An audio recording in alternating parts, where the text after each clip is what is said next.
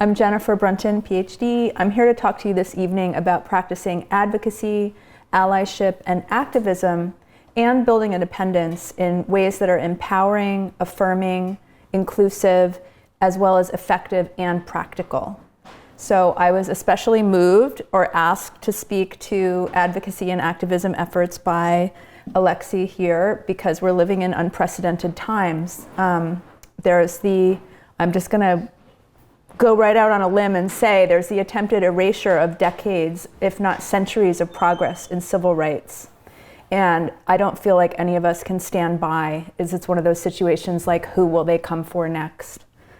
Like many marginalized people, whether it's people of color, LGBTQIA+ people, other disabled folks, autistic people have been oppressed, marginalized, othered, experimented on for centuries, including under Hans Asperger in Nazi Germany in the 20th century. And now, unfortunately, others are also getting a taste of that constant fear. But that's not what I'm going to focus on today. I'm going to mostly focus on positive change and evolution. Even as those of us who might not fit the white, ableist, classist, heteronormative, privileged mold that's currently in favor with those in power, even as we see our rights and our wellness threatened, neurodiversity efforts are nonetheless a part of growing self-advocacy and civil rights movements that really are becoming stronger and stronger despite all of the pushback that we're experiencing. So the world really needs us right now. So tonight I'm going to be here trying to help us grow tools together to fight for justice. The tools and principles that my co-author and I gleaned from our research really do, in most cases, apply to all differences. So I'm going to be speaking specifically to the kind of neurodivergence that's called autism, but from a perspective that celebrates allyship and activism in all forms that promote true, unconditional, comprehensive equality, equity, and acceptance. And I'd like to start by making this a safe space, whether you're in the Zoom or you're here. I invite you to relax into a feeling of refuge. We're here, we are all accepted, all affirmed, we all have room to grow. And we can uplift each other as we grow. And if that means growing and listening for you means fidgeting, taking a break, stimming, closing your eyes, we're all here for that. So when I say welcome, I really mean welcome everybody. So this is our agenda. We're gonna go through a little introduction, a little bit about me, some principles of allyship and advocacy, some affirming activism tools. We're going to talk a little bit, I'm just going to be able to give you a taste of our second book, which is about independence and empowerment. And then I'll just talk a little bit about how we can come together for positive evolution in all of these areas. So I speak and work with self-advocates, parents, caregivers, professionals who work with different neurodivergent populations, and I think that many or most of those people have often relied on neurotypical experts to guide their advocacy and allyship. And so that's really a huge part of our work, is kind of adding a different perspective to that. So in our first book with the amazing Jenna Gensic, my co-author, this book is called The Actually Autistic Guide to Advocacy. That was our first book. And in that book, we developed principles based on insights from more than 100 interviews with autistic people. And these can guide caregivers, professionals, and others who care about autistic people, as well as self-advocates in some ways, although it's a little more directed toward people kind of trying to open the eyes of people who have been maybe not listening to the autistic people in their lives and listening more to neurotypical experts.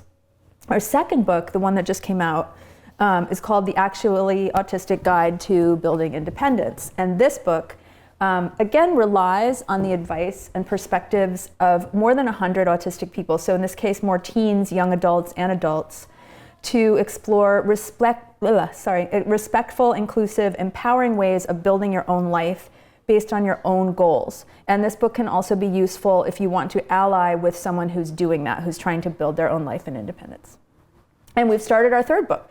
So tonight I'm going to basically go into some principles from the first book, and then I'm going to explore how to use them in various facets of independence and activism, as in book 2, and relying on the insights that we got in book 2, so that we can grow our independence, but also grow the world in a better way. But before I start, I just want to mention we do have, I have a resource page for discounts and my mailing list and all that kind of stuff. I'll have QR codes for that at the end. And then I also have a mailing list, like a paper mailing list over here if anyone wants to sign up for that. One of the things that that'll have links to is we have a really, really strong social justice commitment, and there's like almost as much of text and information as in the actual book online for free. So one of those things is that stage 4 of the book is free online. Now I'd like to say that we just did this because we're so good-hearted, but it was because the book was too long. But we could have just skipped it and we really wanted it in there. So part 4, which is called Stage 4, Advocating for More Inclusive Cultures, Governments, and Worldviews, which is one of the main things I'll be talking about tonight, is free online as a download. And then there's also a discussion guide that covers the entire book and has like a 12-week or 12-month program in it. It's long. It basically gives a synopsis of each chapter and then reflection questions for discussion groups or for personal reflection. So those are, I think, really great resources, and they're free online. You can probably find them just Googling it, but also if you want to I have the QR code here or the mailing list. Okay, so about me. I'm Jennifer Elizabeth Brunton, as I said. I was assigned female at birth. I use she, they pronouns. I'm the autistic mother of an autistic child, and I work in the field of neurodiversity. So I relate with pretty much almost anyone who's going to be coming to my talks on some level. I grew up undiagnosed in the 70s and 80s, not an easy way to grow up. Autism awareness wasn't really a thing back then. There weren't any autistic girls. And acceptance definitely wasn't a thing. So everyone could tell there was something kind of weird or different about me, and I was constantly being tested, and they discovered that like all of the things that I was experiencing, all my obsessions, my migraines, my being quirky, being bullied, low muscle tone, all of those things were because I was a genius. So I was just like, that was their decision, was that I was a genius. Meanwhile, I was completely oversensitive to, in their opinion, to like physical and sensory environments. I was completely wrong about the way I interacted with people, the way I saw the world, my black and white thinking. And I went in line with that. I went through life thinking there was something very wrong with me. I had academic gifts, so I was able to kind of mask in some ways, and because I was really good at academic stuff, I had success on some levels, but in other levels I was really, really, really struggling. That happens to a lot of autistic kids who can kind of play the academic game in school, but end up really getting lost in other areas. So that happened to me. So what happened then, though, was that I had an autistic son, much not to my surprise at all. I self-diagnosed in my 20s, and then when I ended up having an autistic son, I was not surprised. Although I didn't think he was autistic because he was so different from me, because he was presenting more like a typical male-born person in his autism. So anyway, that's how I became an activist. That's how I became someone who actually began to look at the strengths of neurodiversity and start to feel better about myself, about him, and try to change the world for him especially. So as I said, we know the world is kind of a hot mess, whatever political line you fall on the side of. There's a lot going on right now.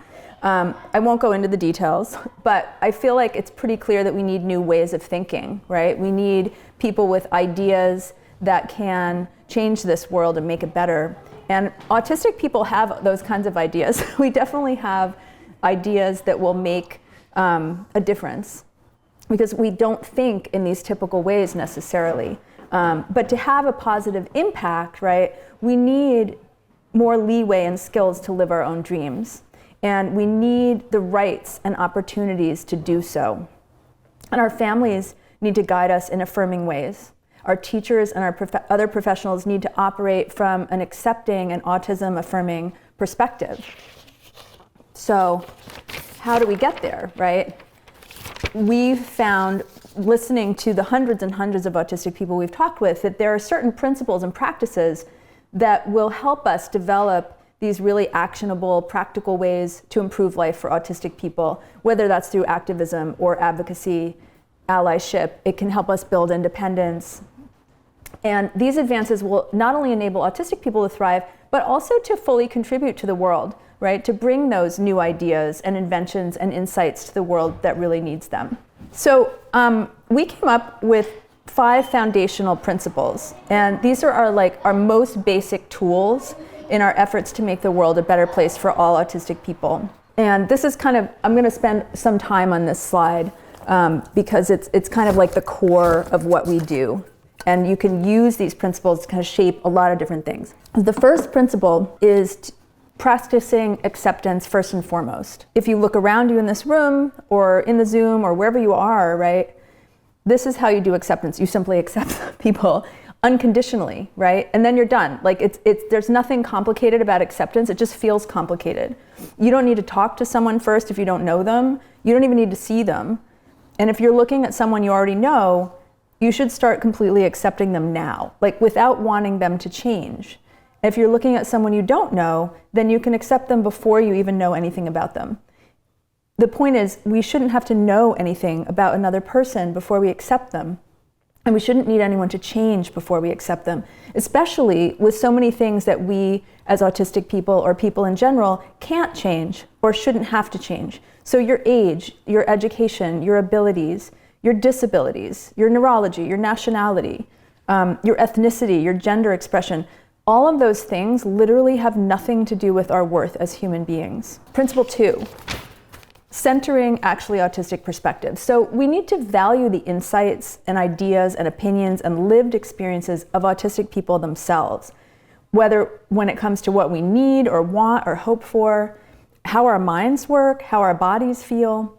And rather than asking us to change, we need to find out how we can update spaces, relationships, cultures, materials, and attitudes so the world is less disabling to us. Autistic people are the experts on our own brains and experiences, so our perspectives really should be front and center when we're working to evolve relationships, the world, experiences, spaces, all of those things. The third principle is using language with care. So something that autistic people have shared is really helpful is if you can just do the work to learn about language, right? And this is something that I work a lot with professionals on, whether it's educators or medical professionals, just beginning to change your language. I mean, I know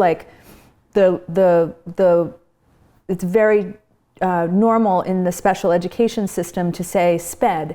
And I know that is incredibly triggering to so many children and teenagers, and it's so othering in the school system. So, just something small like that makes a difference. So language, right? Using words carefully, respectfully, thoughtfully, using language and speech to interact carefully, respectfully, and thoughtfully, and not just with certain people, but with everyone, right? So that means children, it means elders, it even includes teenagers. And I know from personal experience how hard it is to interact with teenagers in any kind of functional fashion. But still, language is so important.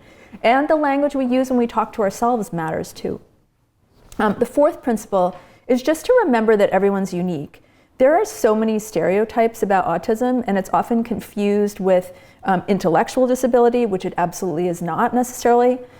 Being male, young, it's often confused with mental health differences.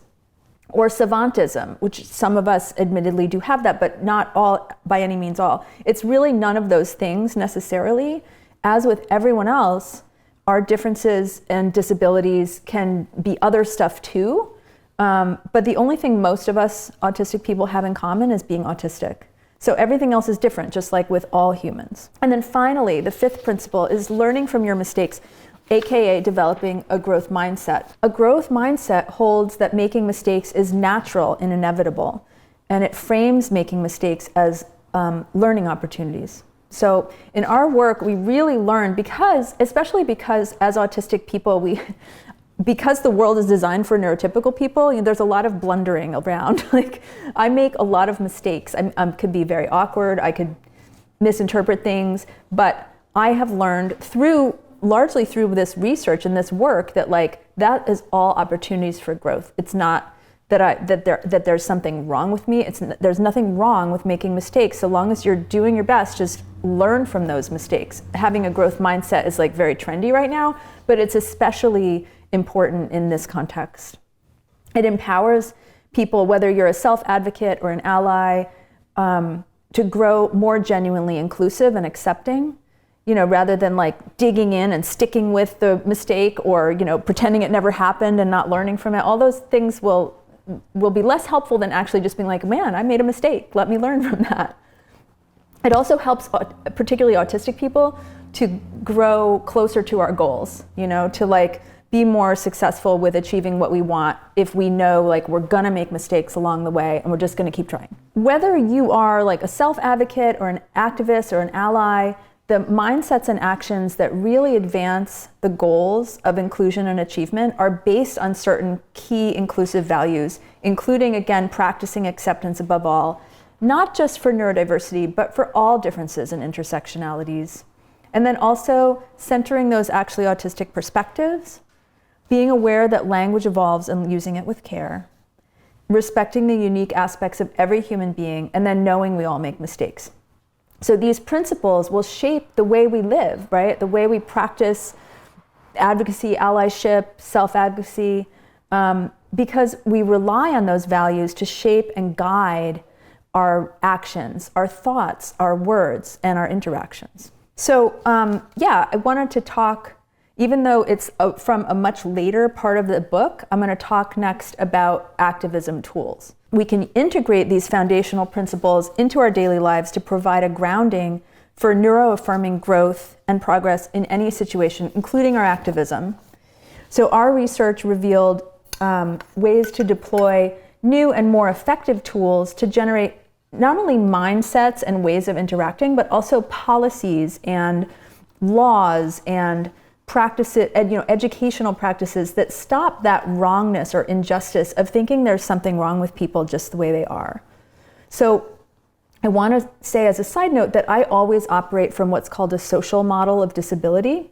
And that means that disability stems from aspects of environments and interactions that are disabling to people with differences from the typical person, right? So the typical ableist world is overwhelmingly designed for people who are not autistic, for people who are not disabled, for people who are not part of the dominant group, right? So a social model of disability basically says that we need to change the laws, the policies, the attitudes, the environments, the cultures that are disabling to people. Pro tip, as I shift into this section on activism, please remember that this entire section is free online. So in this final section, we start with tools for shifting cultural norms. So as with all of our books, the first one and the second one, and we're starting on the third, we start small. So we'll start like in the newer book, we start at home and like, how can we build independence in the home? What kind of home is gonna help us grow our lives? And then we go like school, work, et cetera, et cetera. We just keep getting bigger and bigger. And so this is our final or broadest stage in this book. We go from culture to society and politics. And we also cover ways, again, this is online free, so you can just look it up. We cover ways to do research in order to learn about your rights and learn about neurodiversity. So those are the three different sections of that free online part of the book. So here, in our cultures, right? So a culture is like, can be anything from like a family culture or a relationship culture to like workplace cultures, school cultures. Most of us, I think, encounter different challenges and obstacles in different cultures. And so this sort of applies from a smaller culture to like a corporate culture. Our voice is our tool in those cultures. Our presence is a tool, right? Our not standing by when challenging things happen is a tool. Our knowledge and insistence on justice are tools in these spaces. So we can work in very kind of personal ways to shift cultural norms around neurodiversity by doing things like, and again, this is what we learned. I've learned this from my life as an activist, but it was also stuff that we heard from our respondents. Like, how do we do this? One of them is just defying aspects of neurotypical culture that are discriminatory against autistic people. So that means calling out expectations of conformity, right? Of everybody should be the same. It means speaking up to dispute autism stereotypes and what's called the deficit model of disability, where people with disabilities are seen as less than or lacking. I didn't plan to include this, but it just happened. I took my so my son, my autistic son, dropped out of a full scholarship to college and came home with his partner who also dropped out, who's also autistic, and they started having babies, and so I became a very young grandmother, and I have 2 adorable granddaughters who I took to a well visit at the doctor, and the doctor casually, this is literally like less than a week ago, it's 5 days ago, the doctor asked if my son had filled out blah, blah, blah forms, and she's like, yeah, we just want to make sure they don't have autism. And I was like, let me talk to you for a minute. Like, that hurt. Like, I'm autistic, he's autistic, and we like ourselves. So, I mean, it wasn't confrontational. I will get confrontational also from time to time, but this wasn't confrontational. I was just like, and she was like, oh, I probably shouldn't be saying that. And I was like, yeah. So that was good. And then I dropped off my books for her. I mean, she was an awesome doctor, and like she had like purple hair, and she was like this wonderful old, kind of old, probably my age, hippie lady kind of person. But she said that, that's the kind of thing, like, I think she'll remember that. And I don't think she'll say that to the next person, or I hope she won't, because it hurts. It hurts. And some people don't have, the access to education, et cetera, that I've had, the privileges that I've had, and that could really hurt some people. So those are the kinds of things, that's just a great handy example that just happened. So little things like that, where you're like, no. These are the things also that we heard from our respondents, and it's gone into much more depth in the free online section, but we can respect that people communicate in different ways. So we can respect assistive tech, like communicating through assistive tech. We can understand that some people might not want to look at you in the eye. We can understand that some people might take a moment to respond or they might speak more slowly, right? We can also, notice the way what we call the neuronormative system. So a system are cultures where we value the accomplishments that are much easier for neurotypical people. We can call that out as well. And we can also, what we call like liberate stimming. It's a quote from one of our respondents. Just be like, if you want to stim while you're in this space, go ahead. So there's a lot of different things we can do. Oh, here's one last one. Have people heard the term inspiration porn? So inspiration porn is like when someone posts this, like a video or a picture or something of them like helping the poor little autistic person or the poor little disabled person, or where someone celebrates that, some disabled person did something. People don't want to be seen that way. For the people that we heard from don't want to be seen that way. So those are some things that you can do in your cultures, right? Like when you're in your workplace, when you're in a store, when you're in a library, you can it's how we hold ourselves in spaces can make a difference too, right? And we can advocate for change, we can demand it, we can represent it in who we are, and we can work for these changes in cultures, not in people. Then we have the next scale up, right? So this is working for political and systemic change and evolution. So that's like, maybe it's in your city. A city is a combination of cultures, right? It's not like one culture necessarily, although Northampton, where I live, certainly has a pretty progressive culture. But, it's more like a governmental, societal perspective, right? So it could be a local, it could be federal, it could be global activism, right? But it's a different scale than cultures. And this includes things like, I've sort of just alluded to this a little bit, shifting professional paradigms, right? So I've given several whole keynotes and talks on this, and I blog about it all the time, so I'm always happy to go on and on about professional paradigms. But like some of the main ones that I would bring up is like trying not to see neurodivergence as a medical problem or a disease, and also just eliminating discriminatory stereotypes. Another level where change is needed on a kind of more societal level is neurodiversity awareness and education in law enforcement.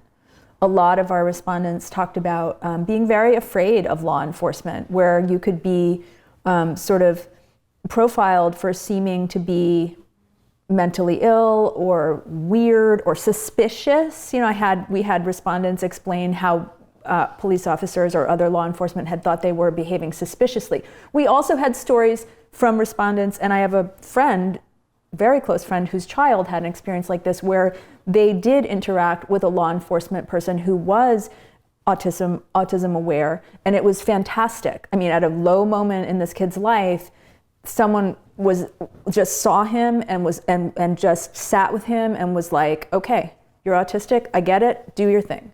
You know, so being aware that there can be a lot of misunderstandings and unfair treatment and mistreatment and even abuse, but that also like education and developing programs and policies and working with autistic people, which a lot of our respondents are doing, like developing programs to educate people in law enforcement, because the risks are high. And, you know, again, whichever political line you fall on, I do believe that people in law enforcement get in there to try to help people.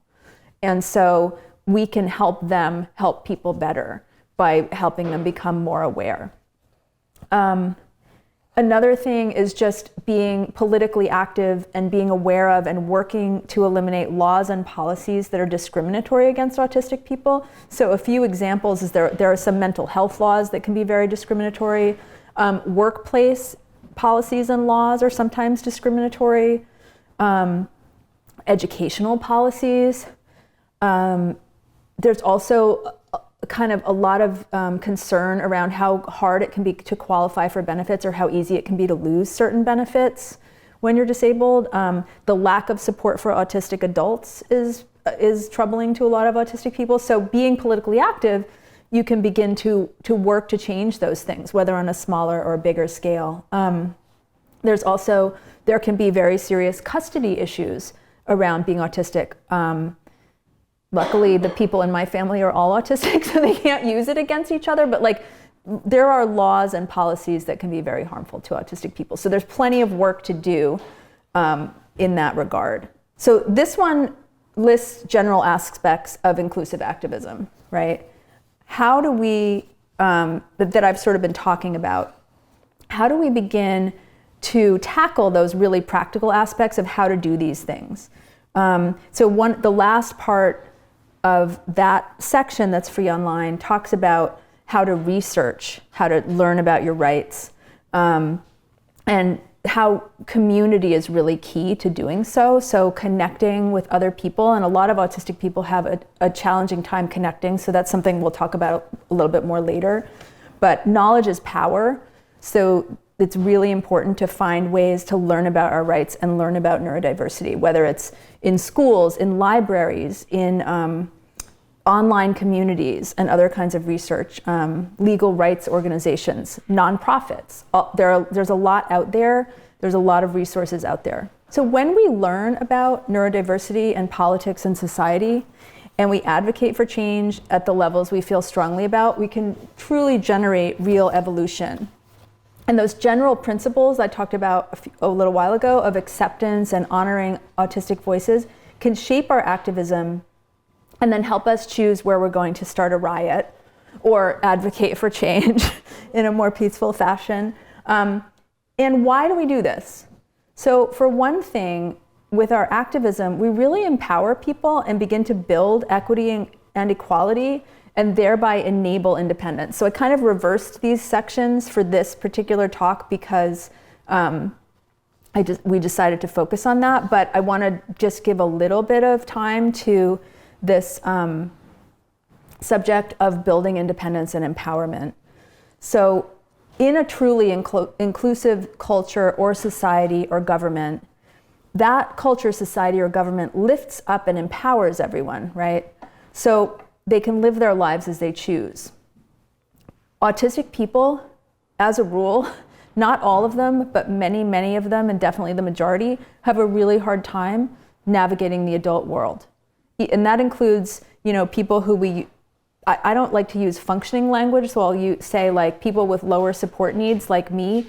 I am like I said, smart is my superpower. So I've had, I have a doctorate from Columbia and like all that stuff. And I have really bumbled around.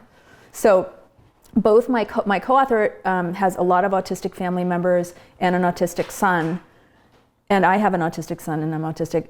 And after our first book came out, we realized that the book we really wanted was this book about how to adult, as we call it, because there's just so much that I didn't get, right? And that's not, again, because there's something wrong with me. It's because this world is designed for people who think differently than me. And that's all. I have other strengths. My son has other strengths, but we definitely needed this book. Even I did at my ripe old age. So this book, The Actually Autistic Guide to Building Independence, provides an overarching view on every aspect of adulting that we could come up with.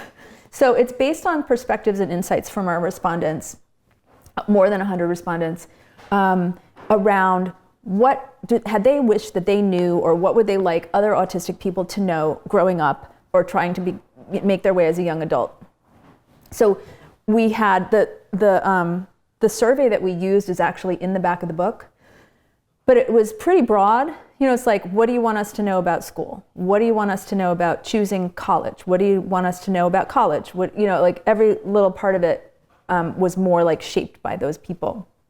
Someone who I was talking to the other day who is in the administration of a school for neurodivergent kids in Hartford said that the book could be summed up as, there's a way to do what you want to do, let's find it. So that's kind of like what the book is about. And many of the smartest people I know and the kindest people I know and the most creative people I know are autistic. Yet a lot of us just don't have that automatic or intuitive grasp of the many facets of independence and how they work together. Or we may need more support. Some of us have higher support needs with some parts of it or all parts of it.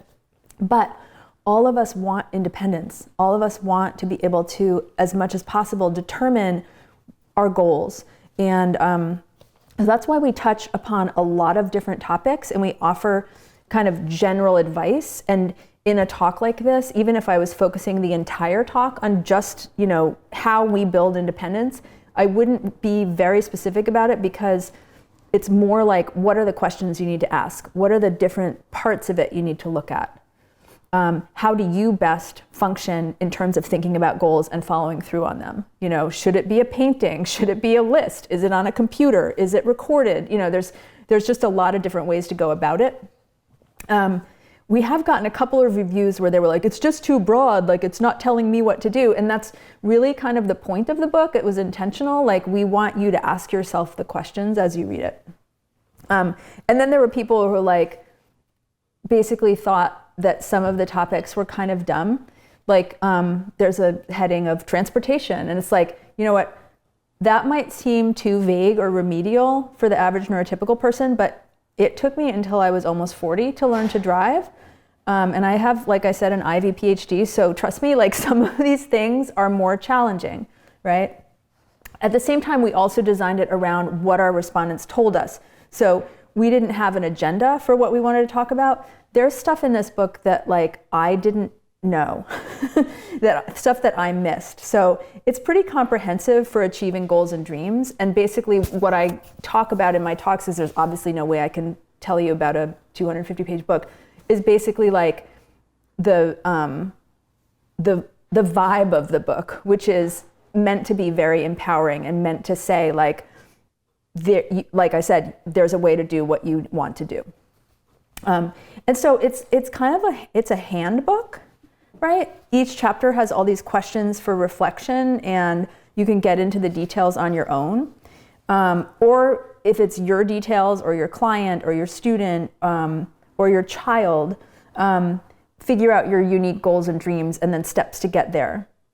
1 in 36 people is currently autistic, according to the CDC. That goes up every year. It's 1 in 36 right now. With people of color and assigned female at birth people are way, way underdiagnosed. So the figure is probably higher. And then 1 in 5 people is neurodivergent. So that's a lot of different goals and dreams that we want to look at. So And this picture is my family, so it's more like 5 out of 5.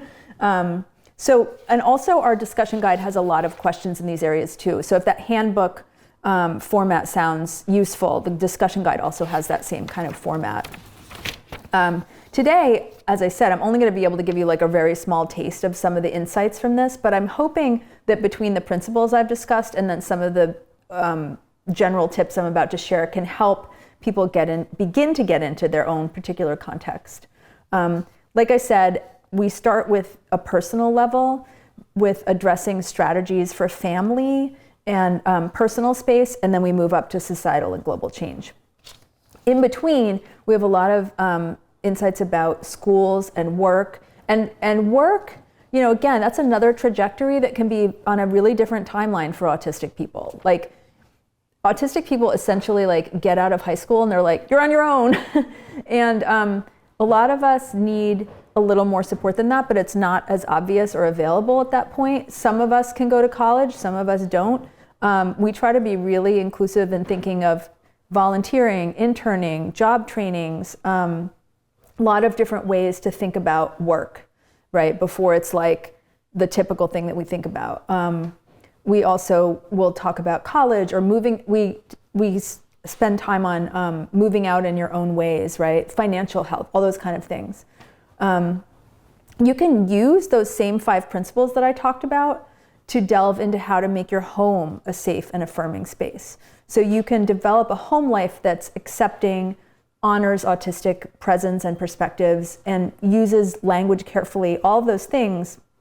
And those things are really important, whether you're an autistic person who's growing up or wanting to grow your autonomy, an autistic person who needs to consider what you need to feel supported in your home, or a parent or another family member, or a partner, or a professional who's working with a person or family. So all of those vital aspects are ways to nurture the strengths and capacities and skills needed for independence and healthy interdependence are something that you can kind of overarching apply.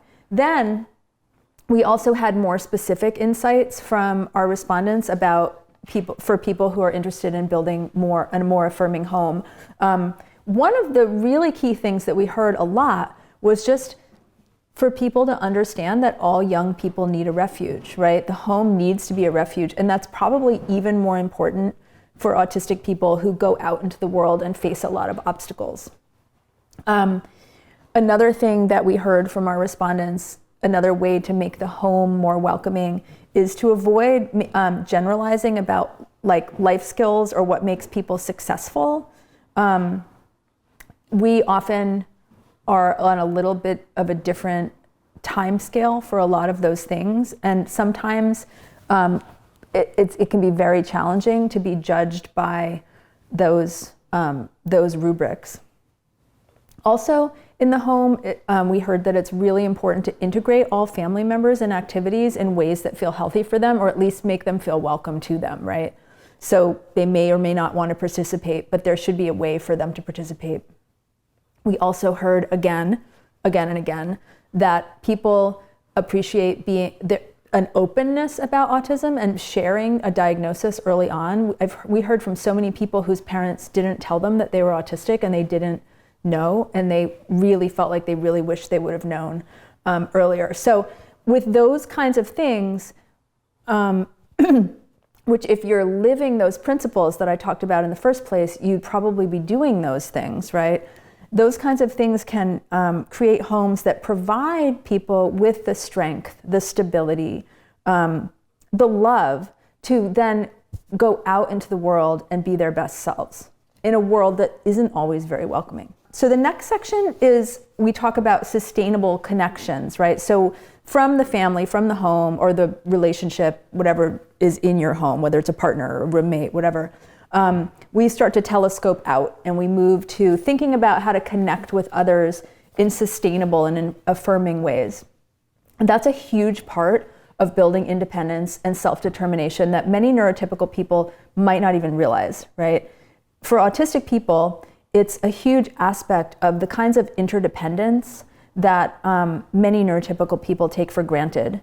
And those kinds of interdependencies are the things that enable people to not only like succeed in their own lives, but also achieve the kinds of activism and change that we want to make the world a better place. So for autistic people, making connections often takes really conscious strategic efforts in a way that might not be evident to the average neurotypical person. And I do not mean masking when I say that, but just more like, how do we figure out how to make connections? You know, you might be the nicest person in the world, but if you're quirky and you're in like a typical high school, like you're probably going to be a little bit lonely. So how do you do that? You know, and so we talk about what we heard from our respondents, which was like, find common interests, find other autistic people.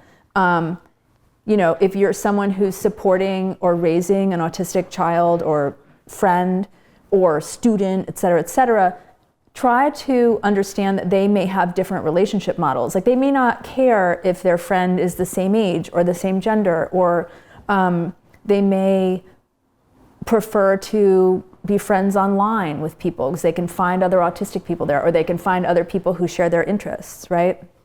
So there's, if we want to build those kind of connections, we have to be able to be ourselves. So again, we kind of come back to those principles of like acceptance and all of that. The more that people are practicing those in their cultures, in their homes, the more we can make those connections. We move out from there to actually moving into other spaces outside the home, right? So you can, the choices that you then are looking at are things around like, are you going to choose college? Are you going to choose an internship or volunteering or a job training? Or are you going to get a driver's license or learn about how to get around? All those kind of things that, again, might seem very basic, and it's not an intelligence thing, it's a way of thinking thing, right? Workplace and career advocacy is really big. Creating public spaces where everybody feels safe and comfortable. I think it was this library where I spoke to the director about making the library a more welcoming place. And obviously it already is a welcoming place, but it's nice to hear that, right? Like libraries were one of the places that I would say above all, over anything else, libraries were the space where autistic people said they feel comfortable. So, you know, that's wonderful, right? And the other point that I'll say before I kind of wrap up is that in all of this activism and all of this building independence, disabled people shouldn't ideally have to carry all the weight. So we have a lot of tips for dealing with all these areas. All of that doesn't rest just on our own efforts, but those of our families, our loved ones, our communities, our cultures, our governments, societies, etc. Something I really want to also underline is that these values that I've been talking about tonight, the broad values that kind of can cover almost any interaction, like when I invited you to all help me make this a safe space, right? Those values, or this space, welcome anyone with basic decency. So you're a wheelchair user, you're Black, you're autistic, you're queer, like wherever you're from, whoever you are, whatever you need to feel comfortable, spaces like that come from acceptance. And we can all do that wherever we are. Like just starting there and just moving into spaces as someone who will welcome and will, you know, not judge, that's huge right there. Just remember those values if you can. We can use them to shape any kind of advocacy or activism or allyship. And we also need to come together to do that and rely on each other and collaborate. That can be hard for some of us. It's particularly hard for people who have felt like they didn't fit in for a long time. And so maybe that for you or whoever you are means connecting online. Maybe it means that you're marching or writing letters, or just for autistic people, maybe it's insisting on autistic joy or connecting with other autistic people and insisting on being treated with respect in your own life, right? But we do need to come together to make things better and ethically and effectively create the necessary evolution so that autistic people, along with all people, can thrive. And try to not let the anxiety, fear, discrimination, all these things that are feeling kind of overwhelming to some of us right now, if we can not let those prevent our hope and our unity and just work together to really create positive evolution. This is the QR codes for what it's worth. They have, that's like a guides hub page, and this on the right is my resource page. And if you go to that, you can just email me and get on my mailing list, or you can sign up right there too. That's fine. Thank you.